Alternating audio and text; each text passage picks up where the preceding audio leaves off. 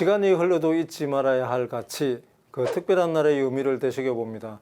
안녕하십니까. 기억의 지속 임종수입니다. 생명을 살리는 일에 동참하는 것은 결코 쉬운 일이 아닙니다. 그러나 건강한 사람이라면 비교적 어렵지 않게 생명 나눔의 기쁨을 누릴 수 있는 일이 있는데요. 바로 헌혈입니다. 6월 14일 세계 헌혈자의 날입니다. 헌혈의 중요성을 전하고 헌혈자에게 감사하기 위해 지정된 날인데요. 누군가의 생명을 살리는 가치 있는 나눔, 헌혈. 오늘은 대한즉십자사 부산 혈액원 간호 1팀 김현정 팀장님과 그 의미를 함께 되새겨 봅니다.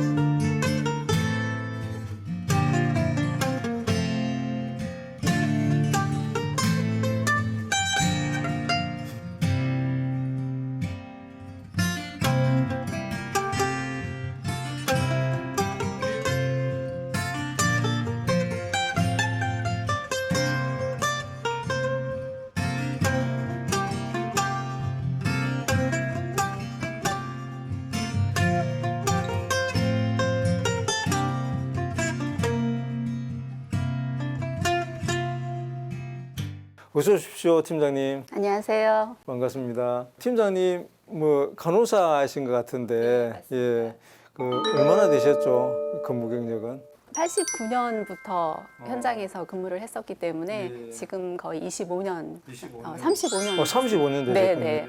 아니, 저희 그 모습을 봐가지고 그렇게 되지 않은 줄 알았습니다. 굉장하신 베테랑이시네요. 예. 6월 14일은 세계 헌혈자의 날인데요. 그 의미가 좀 있을 것 같아요. 왜 지정했는지.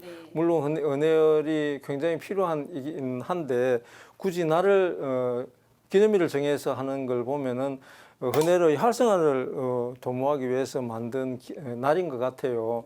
그래서 세계 헌혈자의 날에 대해서 김현정 팀장님께서 좀 자세하게 설명해 주시면 감사하겠습니다. 네.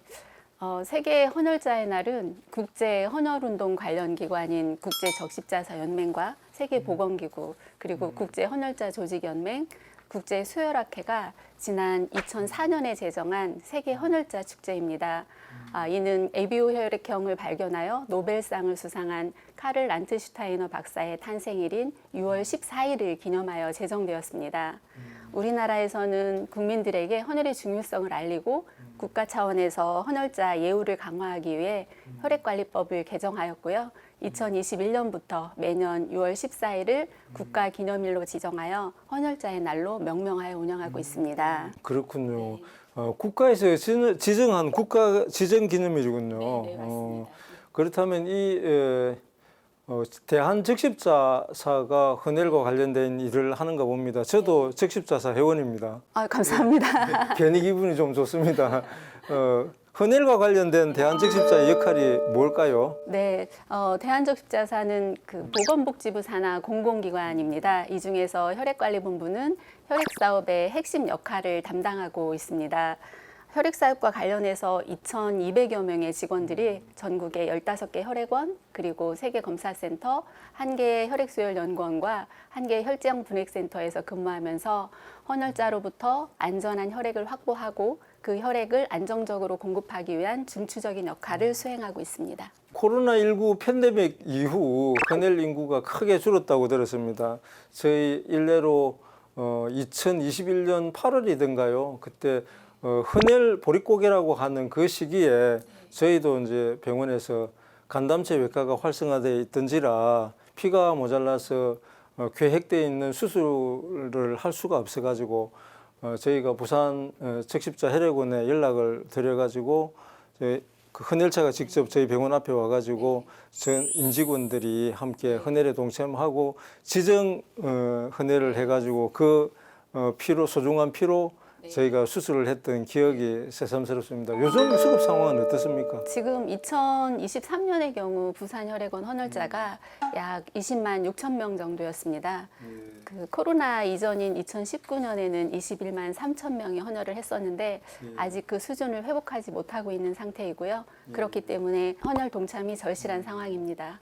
헌혈이 혈액이 필요한 응급 환자들에게는 생명과 직결되는 만큼 국가적으로 혈액 수급을 단계적으로 하는 것 같더라고요. 예를 들면 뭐 현재 각종 그 혈액형별로 보유하고 있는 그 보유분이 며칠간 이렇게 사용할 수 있는 거냐에 따라 가지고 등급이 나눠지는 것 같은데 선생님 이제 말씀 좀 해주십시오. 네. 네, 혈액 수급 단계는 위기 단계의 기준은 현재 혈액 보유량에 따라서 4단계로 나눠지고 있습니다. 5일분 미만인 경우에는 관심 단계, 3일분 미만인 경우에는 주의, 그리고 2일분 미만인 경우에는 경계 단계이고요. 혈액 보유량이 1일분 미만일 때는 정부나 대한적십자사에서 즉각적인 대응 태세에 돌입하는 심각 단계로 구분이 됩니다.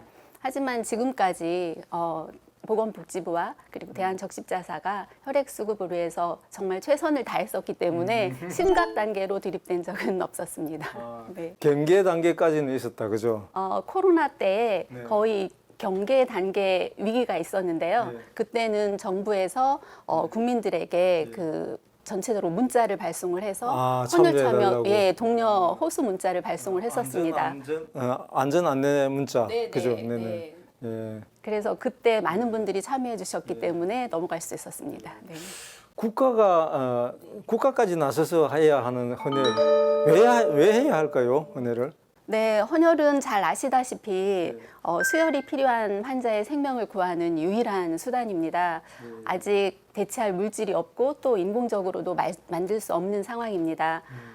또 혈액은 살아있는 세포이기 때문에 장기간 보관이 불가능하고요. 그래서 언제 얼마나 혈액이 필요할지 모르는 상황이기 때문에 적절한 그리고 적정한 혈액 보유량을 유지하기 위해서는 헌혈자분들의 지속적이고 꾸준한 헌혈이 필요하다고 하겠습니다. 제가 알고 있기로는 대개 혈액이 좀 부족한 걸로 저희가 인식은 하고 있는데요. 그래도 혹시 이제 폐기되는 유통기간이 지나가지고 폐기되는 혈액도 좀 있나요? 지금은 그렇게 관리는 하지 않고요. 폐기되는 혈액이라고 하면 검사상 이상이 있는 혈액의 경우에는 폐기가 된다거나 하지 혈액의 그 유효기간이 지나서 폐기되는 혈액은 없습니다. 왜냐하면 부족하기 때문입니다. 네네. 아니면은 그 유통기간이 임박한 건 혈액을 주로 한 제품으로 전환해서 쓰는지 그게 궁금하더라고요. 그렇게 사용되는 경우는 없고요. 이제 다른 제품이라고 하면 혈장 헌혈을 했을 경우 또 혈액에서 분리한 혈장을 가지고 저희 혈장 분액센터에서 그 알부민 제조라던가 아니면은 혈액 응고인자 제조를 위한 재활용은 아니고 유효기간 내에서 사용을 하는 겁니다. 일단 헌혈된 피를 주로 어디에 사용하게 됩니까? 우선은 이제 아까 진행자님께서도 말씀하신 것처럼 병원에서 가장 많이 사용을 하는데요. 수혈이 필요한 환자가 생기면 병원에서는 혈액원에 필요한 종류의 혈액을 청구하게 됩니다. 그러면 대한적십자사 혈액원에서는 보유 일수를 감안을 해서 병원에 혈액을 공급하게 되고요. 공급된 혈액은 종류별로 조금씩 다르지만 사고로 인한 대량 출혈이나 백혈병, 혈액암, 그리고 화상 등 여러 가지 환자들의 회복을 위해서 사용되고 있습니다. 정말 그 생명을 위해서 귀중하게 쓰이고 있군요. 네, 맞습니다. 그렇다면 이점에서 많은 분들이 헌혈에 대해서 상당히 오해를 하고 있는 걸로 알고 있거든요. 저도 뭐 헌혈을 하면은 뭐 어디가 안 좋다더라 이래가지고 이제 주로 이제 헌혈을 기피하게 만드는 오해들이 상당히 많은 것 같습니다. 거기에 대해서 김현정 팀장님 모시고 한번 간단하게 한번 체크를 해보도록 하겠습니다. 먼저 헌혈을 하면 건강을 해칠 수 있다. 아닙니다. 네, 우리 몸에는 혈액량이 남자는 체중의 8%, 여자는 7% 정도의 혈액을 가지고 있고요. 개인이 가지고 있는 전체 혈액량의 15%는 비상시를 대비해 여유로 가지고 있는 혈액량이라고 보시면 됩니다. 그래서 헌혈 후에는 충분한 휴식을 취하시고 또 수분 섭취를 충분하게 하시면 건강에 아무런 지장을 주지 않습니다. 네. 그러니까 전체 사람 몸의 전체 혈액 중에 85%는 생명 유지를 위해서 필요하고 나머지 여분이 15%가 있는데 그 중에 남자는 8%, 여자는 7% 정도만 남들에게 나누어도 상관없다 이런 말씀인가요? 그건 아니고요. 네. 이제 남자의 경우에는 본인 체중의 8% 정도의 혈액을 체중에. 가지고 있고 네, 전체 네. 가지고 있는 양이 그래서 만약에 70kg의 남자분이라고 하면 7, 8이 5.6리터 정도 가지고 있고요. 그 중에 한 15% 정도는 헌혈을 하셔도 특별히 건강에 뭐 지장을 주거나 하지 않기 때문에 염려하지 않으셔도 됩니다. 그럼 헌혈량을 좀 늘리려면 체중을 좀 불려야 되겠군요. 헌혈량은 어쨌든 기준이 체중이군요. 기준이 체중이지만 헌혈량도 혈액관리법에 정해져 있기 때문에 체중에 따라서 늘리고 줄이고 하지는 못합니다. 네. 그 아무래도 헌혈을 할 때 주사 바늘을 통해서 이제 체혈을 하다 보니까 감염병에 걸릴 우려 때문에 기피하는 분들이 있으세요. 어떠세요? 과거에는 그런 것을 많이 우려하는 분들이 있었는데요. 아시는 바와 같이 헌혈에 사용하는 바늘이나 혈액백 등 모든 의료 관련 물품들은 무균 처리된 일회용 제품을 사용하고 있고요. 한 번 사용하면 바로 모두 폐기되기 때문에 헌혈로 인해서 에이즈나 뭐 질병에 감염될 위험은 전혀 없습니다. 헌혈을 많이 하면은 혈관이 진짜 좁아지나요? 네, 헌혈을 할 경우에 이제 혈관이 좁아질까봐 우려하시는 분들이 있을 수 있습니다. 그런데 혈관은 외부로부터 바늘이 들어오는 경우에 순간적으로 수축을 할 수는 있습니다. 그런데 바로 본래 상태로 회복이 되고요. 헌혈을 많이 한다고 해서 혈관이 좁아지는 것은 아니니까 걱정하지 않으셔도 되겠습니다. 피가 많이 부족해가지고 지금 헌혈을 해달라. 뭐 국가 안전 문자가 많이 이제 발송이 됐다. 저는 제가 지금 막 일본에서 돌아온 지 최근에 일본을 여행해가지고 일본에서 돌아온 지 한 3주 정도 됐거든요. 저도 그 헌혈이 가능할까요? 아직 안 되십니다. 저희가 해외에서 발생하는 여러 뭐 토착 질병이라던가 감염병 그리고 바이러스들이 수혈을 통해서 국내에 퍼지는 것을 예방하기 위해서 귀국 후 4주가 지나지 않았을 경우에는 헌혈에 참여하실 수 없습니다. 정말 귀중한 피기 때문에 엄청나게 그 정밀하게 관리를 하고 있군요. 수혈하시는 분들이 그 수혈을 통해서 감염이 되면 안 되기 때문에 그 부분을 사전에 예방하기 위해서 4주간 헌혈을 제한하고 있습니다. 어떤 분들은 다이어트에 좋다 해가지고 헌혈을 하시는 분들도 있던데 정말 그럴까요? 헌혈을 하시게 되면 일시적으로 혈액이 체외로 빠져나가서 헌혈하신 양 300ml나 320ml나 400ml가 빠지는 경우가 있는데요. 이것은 며칠 또는 몇 주간 음식을 잘 섭취하시고 수분 섭취를 잘 하시면 바로 보충이 되기 때문에 헌혈은 다이어트하고는 관계가 없습니다. 제가 지금 올해 나이가 66세인데 66이거든요. 그래서 언젠가 한번 그 헌혈을 하겠다고 갔더니 나이가 많아서 안 된다고 말씀하시던데 그 노년층 그러니까 어르신들은 헌혈을 하면 안 되나요? 저희가 그 헌혈 제한 연령은 만 70세 이전까지는 헌혈이 만 70세. 가능하십니다. 그런데 거기에 제한 조건이 있는데요. 만 65세 이전에 헌혈 경험이 있으신 분은 70세까지도 헌혈 가능하시지만 65세 이전까지 경험이 있는 네, 분들만 네. 65세 이전에 경험이 없으신 분은 65세 지나서 처음 헌혈에 참여하실 수는 없습니다. 아니 평생 한 번도 헌혈을 안 하시는 분이 몇 퍼센트나 될까요? 그거는 제가 정확하게는 안 하시는 분들은 모르겠는데 저희가 국민 헌혈률은 5% 정도 됩니다. 그래요? 네, 네. 아니 전체 100으로 봤을 때 5%만 헌혈을 한다고요? 네. 그러면 하신 분이 계속 한다는 거네요? 네, 평균 5%, 네, 5%이기 때문에 하시는 분들이 주로 많이 참여를 하시고 계십니다. 저도 이전에는 헌혈을 좀 했습니다. 저도 5% 안에 들어가는. 네, 네, 네, 감사합니다. 그럼 지금까지 김현정 팀장님으로부터 헌혈에 대한 오해와 진실 정말 저희가 오해를 하고 있는 부분들이 참 많았네요. 오늘 이 방송을 보시고는 앞으로 헌혈에 대한 오해로 인해 가지고 헌혈을 기피하는 일은 좀 없었으면 하는 마음이 큽니다. 선생님, 예전에는 헌혈하면은 영화표도 주고 저는 영화표까지는 못 받았는데 초코파이, 뭐 우유 이걸 받아서 먹었던 기억이 나거든요. 요즘도 그런 걸 주나요? 네, 요즘도 헌혈하시면 저희가 헌혈 후에 간식을 제공해 드리고는 있습니다. 근데 이제 헌혈하셨을 경우에 우리가 가장 큰 보람은 헌혈에 참여했을 때 보람과 자긍심을 느끼실 수 있다는 것이 가장 큰 의미가 아닐까 싶습니다. 또 건강한 사람이 할 수 있는 일을 해냈다는 뿌듯함을 가지실 수 있고, 그 이외에 헌혈하시는 분들에게 앞에서 진행자님께서 말씀하신 것처럼 감사의 의미로 간식이나 헌혈 기념품도 지금 제공을 하고 있습니다. 헌혈을 하시고 나면 약 10여 종의 혈액 검사 결과를 확인하실 수 있고요. 또 저희가 횟수별로 헌혈 유공자에 대한 포상을 실시하고 있습니다. 저도 사실은 그 여러 혜택들 중에서 네. 헌혈을 함으로 인해 가지고 여러 각종 피 검사를 통해서 예를 들면 뭐 B형, C형 간염이라든지 여러 가지 감염병에 대한 그 감염 여부를 확인할 수 있어 가지고 건강 관리하는 데 상당히 도움이 됐던 네. 걸로 기억을 합니다. 네. 예. 그래서 1년에 뭐 몇 번씩 이렇게 그 주기적으로 했던 것 같아요. 네. 지금 헌혈 참여하시는 분들 중에서 600회, 700회까지 많이는 참여하시는 분들이 계시는데요. 그분들은 헌혈을 하기 위해서 건강 관리를 굉장히 열심히 하십니다. 그래서 헌혈로 다른 분들도 도와드리고 본인들의 건강도 챙기시고 하기 때문에 서로 굉장히 윈윈하는 효과를 그러니까 거두고 있습니다. 대한민국 5천만 중에서 5%에 해당되는 분이 나머지 이제 100%의 응급 상황에 대비해서 열심히 헌혈을 하신다는 거잖아요.